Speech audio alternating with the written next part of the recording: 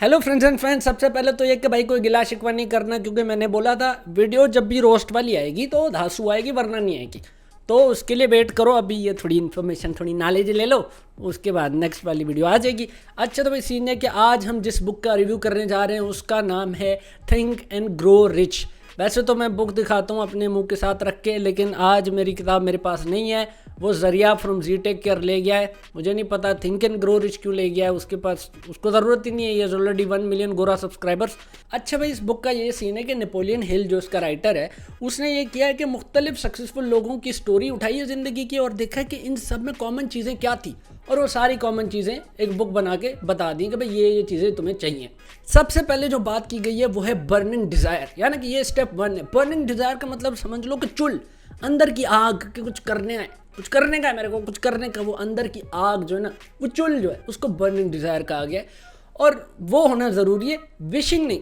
Wish जो है ना वो एक अलग चीज़ है कि भाई काश मेरे पास ऐसा हो, काश मेरे पास, काश काश करते रहोगे तो काश्तकारी करते रहोगे, कुछ भी नहीं होगा ज़िंदगी में। तो एक बर्निंग डिज़ायर होनी चाहिए।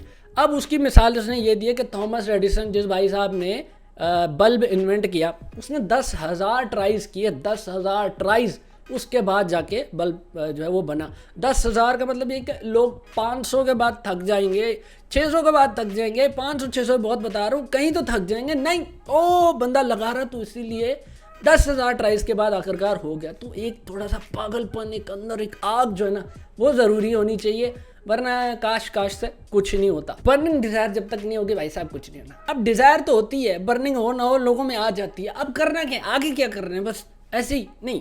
तो उसके बाद क्या करना है, स्टेप 2 है कि भाई आपने गोल सेट करने और डिटेल्ड प्लानिंग करनी है। जितनी डिटेल हो सकती है उतनी डिटेल करनी है। अगर आपके गोल्स में वेग है ना, कभी अक्सर लोगों से पूछे क्या करना है बड़े होके, बहुत बड़ा आदमी बनना है। और कितना बड़ा आदमी बनना है भाई, दरवाजे से अंदर नहीं आ सकोगे, कितना हो स्पेसिफिक होके बताओ भाई। अगर छोटे छोटे जो है ना वो गोल्स रख लो कि भाई मुझे आज से 6 महीने बाद 8 लाख रुपए चाहिए अकाउंट में, और बी वेरी स्पेसिफिक, कब चाहिए, क्यों चाहिए, कितने चाहिए, बी वेरी स्पेसिफिक। जितना गोल तुम्हारा मतलब डिटेल्ड होगा उतने ज़्यादा चांसेस होंगे कि वो पूरा होगा। उसी तरह से तुम्हारी प्लानिंग होती जाएगी, पर ऐसे वेग जो है ना वो चलेगा नहीं। और फिर राइटर ने ये बोला कि भाई अगर आपको जब तक याद नहीं कराते रहोगे खुद को तो वो सीन होगा नहीं। तो उसने ये हमें टिप दी है कि अपने गोल को ना लिख लो, और जैसे सुबह उठते हो उसको देख लो, उसको पढ़ लो, और जैसे सोने जा रहे हो तो उसको देख लो, पढ़ लो। ये उसने बताया कि भाई इसी तरह जो है ना अंदर जिंदा रहेगा वो तुम्हारे। तीसरी जो चीज़ है भाई फेथ, अंधाधुन यकीन, अंधा यकीन।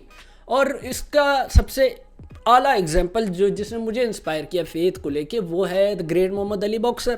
क्योंकि वो बंदा कहता था used to say I am the great, I am the great, the great Muhammad Ali. ये जो यकीन है खुद में, ये होना ज़रूरी है। फिर कितनी भी प्लानिंग जो भी हो ना, अगर खुद पे यकीन नहीं है, फेथ नहीं है, तो फिर कुछ नहीं होगा। तो वो अंधा यकीन खुद पे रखना ही है, क्योंकि उसके बिना किसी ने आज तक कुछ भी नहीं किया। ऑथर ने एक और मिसाल दी है महात्मा गांधी की, कि उस ज़माने में ना उनके पास भाई पैसा था ना मिलिट्री की पावर थी, लेकिन फिर भी ब्रिटिश कॉलोनियल पावर को उन्होंने डिफीट किया, अंग्रेज़ों को भगा दिया। तो एक यकीन था, सिर्फ एक फेथ था, और वो क्या था कि मैं बहुत सारा लोगों को इन्फ्लुएंस कर सकता हूँ, लोगों को इन्फ्लुएंस कर सकता हूँ, तो फिर मेरे अंदर पावर आ जाएगी और मैं जो है वो तकदीरें बदल सकता हूँ। And that's what he did. अब भाई ये मैं पाकिस्तानी हूँ, ठीक है, पाकिस्तान जिंदाबाद, जो बात है वो बात है, सही। तो फेथ ही है वो चीज़ जो आपको माउंटेन्स मूव कर सकती है। अब एक और चीज़ उसने बताई कि भाई ऑटो सजेशन इस्तेमाल करो। ऑटो सजेशन क्या होती है मैं आपको बताता हूँ। उससे पहले ये सुन लो कि आपका जो सबकॉन्शियस माइंड है वो आपके बिहेवियर को इन्फ्लुएंस करता है, यानी कि जिस तरह की बातें आप सोचते हो, जिस तरह के आपके एक्सपीरियंस है, उस तरह के फिर आपके अमाल भी हो जाते हैं, उस तरह के आप काम करते हो, उसी तरह के एक्शंस करते हो। तो इसलिए बेहतर ये है कि किसी तरह आपकी ऐसी स्पेसिफिक थिंकिंग होनी चाहिए कि आप अपने सबकॉन्शियस को खुद फीड कर रहे हो, और अच्छा फीड कर रहे हो, क्योंकि उसको परसुएड कर रहे हो। क्योंकि अगर जितना उसको परसुएड करोगे, the more you use it the more it will help you. यही ऑटो सजेशन है कि भाई खुद को बताते रहो, खुद को बताते रहो और फीड करते रहो, पॉजिटिव चीज़ें फीड करते रहो, नेगेटिविटी से फ़र्क कराओ नेगेटिविटी को। इवन नेगेटिव एक्सपीरियंस भी हो जाए तो उसमें से पॉजिटिव जो है ख्याल लेके ही सबकॉन्शियस को फीड करना है। नॉलेज जो है असल पावर वही है भाई, उसकी वजह से बाकी सारा इन्फ्लुएंस, पैसा, ये वो शोहरत, वो सारा कुछ आ जाता है। नॉलेज जो है, नॉलेज से आप नॉलेज सीखते हो, आपके स्किल्स भी शार्प होते हैं। नॉलेज सबसे बहुत ज़रूरी चीज़ है। और ये वाले मिसाल में जो स्कूल की आपको नॉलेज मिलती है, ये ट्रेडिशनल उसकी बात नहीं हो रही, उसको तो आप खिड़की से बाहर निकाले, ये उस नॉलेज की बात हो रही जो आप ज़िंदगी से सीखते हो, लोगों से सीखते हो। और उसके लिए कोई हाई स्कूल की ज़रूरत नहीं है। मिसाल उसकी दी हुई है हेनरी फोर्ड की, जो कि हाई स्कूल में वो भाई साहब नहीं चल पाए, तो लेकिन इंडस्ट्रियल एम्पायर खड़ा कर दिया पूरा। फोर्ड की गाड़ियाँ देखी है ना आपने? नहीं देखी, गूगल पे जाकर सर्च कर लो। तो राइट एक्सपीरियंस जो आपको नॉलेज सिखाता है वो, और एक विलिंगनेस टू कंटिन्यू लर्निंग। मतलब अगर आपने कह दिया भाई मुझे सब आता है, मुझे आता है तो मतलब ये लग गई ब्रेक, आगे आपने कुछ नहीं सीखना। हमेशा इसी सोचना कि भाई मुझे उतना नहीं आता और चाहिए और सीखना है। और सब कुछ आपने खुद भी नहीं करना, ये भी है, टीम में जाकर काम करना। मिसाल की बात उसकी ये दे रहा हूँ कि अगर मैं डायरेक्शन अच्छी करता हूँ तो मुझे एक अच्छा एडिटर हायर करना चाहिए कि जो उसमें मास्टर हो, क्योंकि मैं डायरेक्शन में मास्टर होना चाहता हूँ, वो उसमें मास्टर होना चाहते हैं। दोनों मिलके जब काम करेंगे तो आला चीज़ निकल जाएगी। ऑथर कहता है कि भाई आपके इधर अंदर एक वर्कशॉप है, और उस वर्कशॉप में काम क्या होता है? उस वर्कशॉप में ये काम होता है कि आपके ख्वाबों को हकीकत बनाया जाता है। क्या खूबसूरत बात नहीं कही गई। मतलब ये उसने ये कहा कि जो ख्वाब हैं वो पहले आइडिया में चेंज हो जाते हैं, और वो आइडिया जो है वो हकीकत में चेंज हो जाते हैं। और यही काम हो रहा होता है उस वर्कशॉप में। ख्वाबों को बनाया जाता है हकीकत में, वो एक प्रोसेस पूरा चलता है। और ये जो वर्कशॉप है, ये कौन सी वर्कशॉप है? इसको बोलते हैं भाई वर्कशॉप ऑफ इमेजिनेशन। अब जो इमेजिनेशन है उसके भी दो दुकान है, एक है क्रिएटिव इमेजिनेशन, दूसरी है सिंथेटिक इमेजिनेशन। जो क्रिएटिव इमेजिनेशन है इसका मतलब ये है कि भाई कंप्लीटली नई चीज़ें खल्क करना, नई चीज़ें क्रिएट करना। मिसाल की बात कि अगर कोई पेंटर पेंटिंग करता है, अपने जो है क्रिएटिव इमेजिनेशन से उसने कर ली, तो वो एक ऐसी चीज़ उसने बना ली जो पहले कभी थी ही नहीं, बिल्कुल नई चीज़। जिस तरह कोई गाना कंपोज कर रहा है तो ऐसी कंपोजिशन उसने बना ली जो पहले कभी थी ही नहीं, दिस समथिंग न्यू, वो चीज़ नई लेकर आया दुनिया में जो पहले कभी नहीं थी।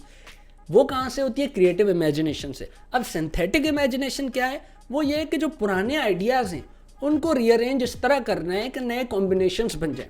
मैं आपको बताता हूँ, समझाता हूँ। जैसे कि सोनी ने सबसे पहले किया, सोनी ने क्या किया कि जो डिक्टाफोन था वो जर्नलिस्ट यूज़ करते थे, और उन्होंने उसी आइडिया को बेसिकली और घुमा फिरा के अपनी इमेजिनेशन यूज़ करके वॉकमैन बना दिया। अरे भाई वॉकमैन बना दिया तो क्या हुआ? हर बंदा कानों में लगाई, ये जो टेप लगती थी, टेप शेप लगी और चल रहा, गाने सुन रहे। कॉन्सेप्ट वही था, आइडिया वही था, उसको बस इधर उधर चेंज किया, पुराने आइडिया पे काम किया, नए कॉम्बिनेशन बनाए और नई चीज़ बना डाली। तो ये कहाँ से होता है? सिंथेटिक इमेजिनेशन से। सिंथेटिक इमेजिनेशन की एक और बड़ी खूबसूरत मिसाल है, और वो ये है कि भाई कोका कोला इतना बड़ा ब्रांड, हाँ जी, वो क्या सीन था कि भाई ऐसा कैंडलर जिसने कोक को जन्म दिया, सही वाला, सही जन्म उसने नहीं लिया था, असल में जो रेसिपी थी वो उसने ख़रीद की थी एक फार्मासिस्ट से $3000 में।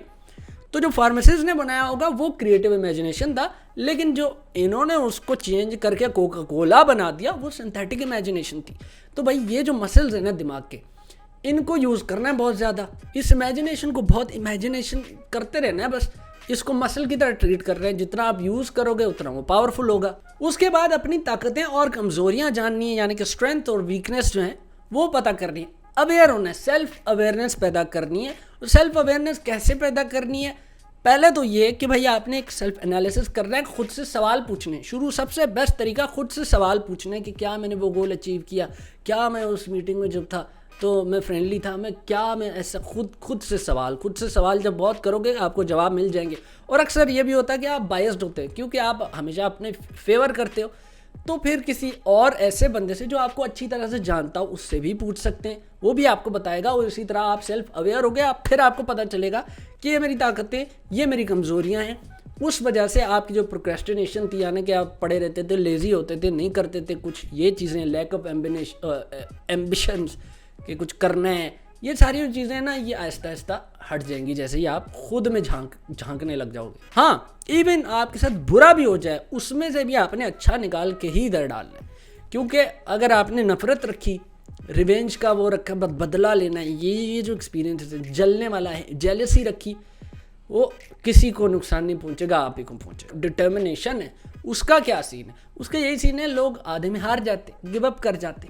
लेकिन जो दो कैरेक्टरिस्टिक्स हैं सक्सेसफुल लोगों में, वो हमें ये बताते हैं कि जो सक्सेसफुल लोग हैं वो स्प्लिट सेकंड डिसीजंस लेते हैं, वो फर्म होते हैं कि भाई हाँ ये है, और वो सही हो या गलत हो फिर उस पर अड़े रहते हैं कि भाई अब ये है, मैंने ये डिसाइड किया, ये करना है। इनडिसाइसिव नहीं होते वो कि अरे नहीं उसने तो ये बोला था, उसने ये बोला था, फिर रायता फैल जाता है। जब बहुत ज़्यादा ओपिनियंस आते हैं रायता फैल जाता है। ओपिनियन आपको पता है फ्री है, जिससे भी मिलो वो अपने मुंह से यही कहता है भाई ये तूने सही किया, ये तूने गलत किया, तो उनको मिस कराओ।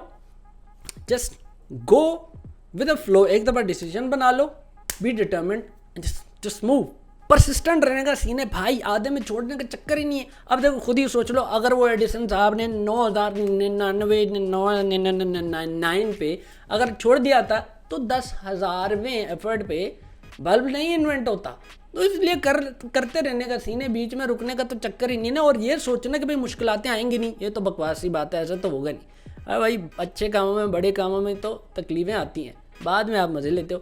खैर, तो परसिस्टेंट जो है ना वो रहना बहुत ज़रूरी है। और कौन सी चीज़ें हैं, कौन से रूल्स हैं जो आपको हेल्प कर सकते हैं, तो ऑथर कहता है भाई 4 हैं।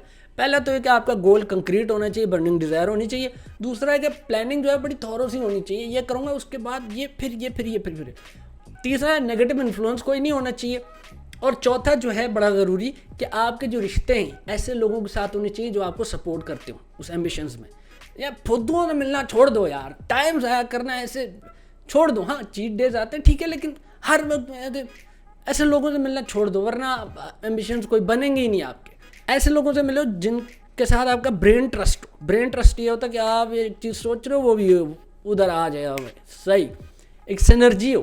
क्योंकि 2 या 2 से ज़्यादा लोग जिनके डिफरेंट स्किल्स होते हैं वो जब आपस में कंबाइन हो जाते हैं तो 2+2 4 रिजल्ट नहीं मिलता आपको, 2+2 15 मिलता है। ऐसी चीज़ें आप अचीव कर लेते हो उस टीम में कि जो आप अकेले कभी कर ही नहीं सकते थे। आप खुद ही देख लो, ये जो फिल्में बनती है, कि मैं फिल्मों की मिसाल इसलिए देता हूँ क्योंकि मैं देखता बहुत हूँ, लेकिन कोई अच्छी जो फिल्म बनती है सब ने एफर्ट किया होता है, वरना वो बन नहीं सकती। पैसे से नफरत करना छोड़ दो यार, पैसा बुरा नहीं है। Money is not the root of all evil, the way you spend it, कहाँ लगा रहे हो भाई, किधर लगा रहे हो, वो डिफाइन करता है भाई। क्रिमिनल अमीर भी होता है, गरीब भी होता है, सारे हो सकते हैं। अगर आप पैसे से नफरत ही करोगे, जाहिर सी बात है वो फिर आएगा नहीं आपके पास। आप उस चीज़ को अट्रैक्ट ही नहीं कर रहे तो वो कहाँ से आएगी आपके पास। और ये देख लो, अगर आपके पास पैसा हो, मुझे समझ नहीं आता लोग क्यों नफरत करते हैं। आपके पास अगर पैसा हो, कितनी ज़िंदगियाँ आप बदल सकते हो, कितनी नौकरियाँ आप पैदा कर सकते हो, आपकी वजह से कितने और लोगों के घर चल सकते हैं। अकेले रह के वही ज़िंदगी सिंपल से गुजार के अपनी लिए अच्छा कर सकते हो। लेकिन अगर वेल्थ है, इसमें कोई बुरी बात नहीं है, लेकिन तो कितनी ज़िंदगियाँ बदल सकते हो अच्छे सेंस में। तो जो वेल्थ है वो इट्स नॉट बाय लक, जो सेल्फ मेड है, इट्स नॉट बाय लक या कोई कोइंसिडेंस नहीं है भाई, वो रिजल्ट है ऐसे ट्रेड्स का और स्किल्स का जो कोई भी सीख सकता है, कोई भी सीख सकता है। तो भाई आज के डिजिटल एज में जो आपके लिए स्किल्स सबसे ज़्यादा वैल्यूएबल साबित होंगे वो हैं ई-कॉमर्स के स्किल्स। मिसाल की बात कि अमेज़ॉन पे किस तरह प्रोडक्ट सेल करें, या वैसे किसी लोकल स्टोर पे किस तरह प्रोडक्ट सेल करें, या वैसे कोई सॉफ्टवेयर सीखें जो ई-कॉमर्स का हिस्सा हो। ये जो स्किल्स है ये आपके लिए अच्छे फ़ायदेमंद साबित होंगे। अभी 2 तरीके हैं, या तो आप अपना बिजनेस खड़ा कर दें ई-कॉमर्स से रिलेटेड, उसमें इन्वेस्टमेंट कर दें, या फिर आप वो स्किल सीख लें, तो सीख तो सारे सकते हैं, या फिर वो आप स्किल सीख लें और अपनी सर्विसेज प्रोवाइड कर दें। ये 2 तरीके हैं। आप मेरे डिस्क्रिप्शन में जाएं इस वीडियो के और एक्सट्रीम कॉमर्स के लिंक को क्लिक करें और एक्सट्रीम कॉमर्स को ज़रा एक्सप्लोर करें, क्योंकि भाई ज़माना बदल रहा है। ज़माने के साथ साथ अपने स्किल्स भी उस तरह आपने बदलने पड़ेंगे ताकि आप ज़्यादा से ज़्यादा ज़माने के साथ चल सको। और मज़ेदार चीज़ ये है कि एक्सट्रीम कॉमर्स वाले जो हैं ये 50+ इनकम जनरेटिंग स्किल्स सिखा रहे हैं। 65,000 रुपीज़ से कम सैलरी लेने वाले हो या फिर आप स्टूडेंट हो, ये कोर्सेज आपके लिए फ्री हैं। लो जी, स्पॉन्सर आते हैं हमारे पास, कुछ ऐसे होते हैं जिनका काम हम पैसों के लिए करते हैं, भाई ये प्रोडक्ट पकड़ा दिया ठीक है। कुछ ऐसे होते हैं जिनको मैं जेन्युइनली अप्रिशिएट करता हूँ क्योंकि उन्होंने इनिशिएटिव ऐसे लिए होते हैं। And extreme commerce is one of them. Thumbs up to Sunny भाई एंड एक्सट्रीम कॉमर्स। तो ये थी हमारी आज की video. I hope you liked it, कुछ सीखने को मिला आपको। मिलते हैं आपसे दूसरी फनी वीडियो में।